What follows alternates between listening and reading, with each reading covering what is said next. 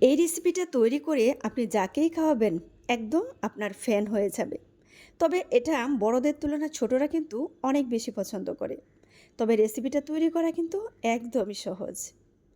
তো রেসিপি তৈরি করার জন্য প্রথমে আমি ৩টা ডিম ভেঙে নিচ্ছি। তো ডিম থেকে আমি ২টো কুসুম আলাদা করে উঠিয়ে নিচ্ছি। তবে কুসুমটা যেন ভেঙে না যায় সেদিকে কিন্তু অবশ্যই খেয়াল রাখতে হবে। এখন এর মধ্যে সামান্য লবণ দিয়ে দিচ্ছি আর কিছুটা পরিমাণ চিলি ফ্লেক্স দিয়ে দিচ্ছি। তবে এখানে আপনারা কাঁচামরিচ কুচি বা পেঁয়াজ কুচি অ্যাড করে তারপরে কিন্তু এভাবে একসাথে মিশিয়ে নিতে পারেন। এখন এটাকে একটা সাইডে আমি রেখে দেব। এখানে আমি ২ পিস পাউরুটি নিয়েছি। তো পাউরুটিটাকে আমি মাঝখানে গোল করে এভাবে কেটে নেব। আমি একটা কৌটার মুখ দিয়ে কিন্তু এটাকে কেটে নিচ্ছি।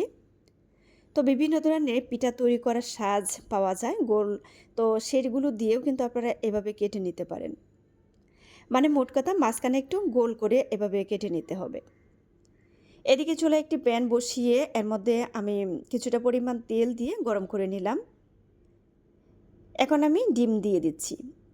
আর ডিমটা যখন হালকা একটু ভাজা হয়ে যাবে আমি যে পাউরুটিগুলো কেটে রেখেছিলাম পাউরুটিটা দিয়ে দিচ্ছি।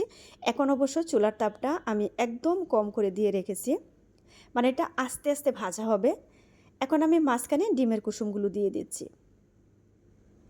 সামান্য আমি লবণ ছিটিয়ে দিয়ে দিচ্ছি। আর এই ডিমের কুসুমটা কিন্তু আমি একদম ভেজে নেব না, হালকা একটু এটা ভাজা হবে, তবে ভিতরে যেন কাঁচা থাকে সেভাবে কিন্তু আমি এটাকে ভেজে নেব। তো কিছুটা পরিমাণ চিজ দিয়ে দিচ্ছি আর দিয়ে দিচ্ছি টমেটো সস।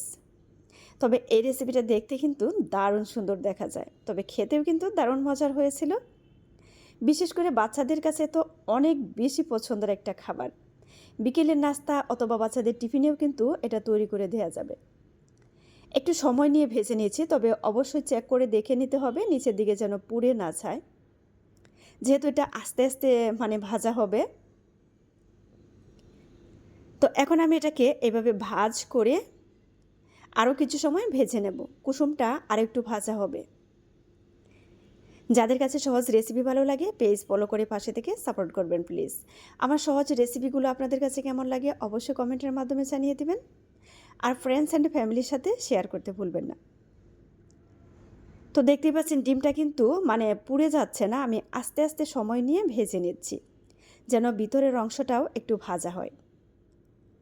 এখন আমি এটাকে নামিয়ে নিলাম আর কেটে দেখিয়ে দিচ্ছি যে আসলে ভিতরের অংশটা কেমন হয়েছে। যারা চ্যানেল থেকে দেখছেন আমার চ্যানেলটি সাবস্ক্রাইব করে রাখবেন প্লিজ।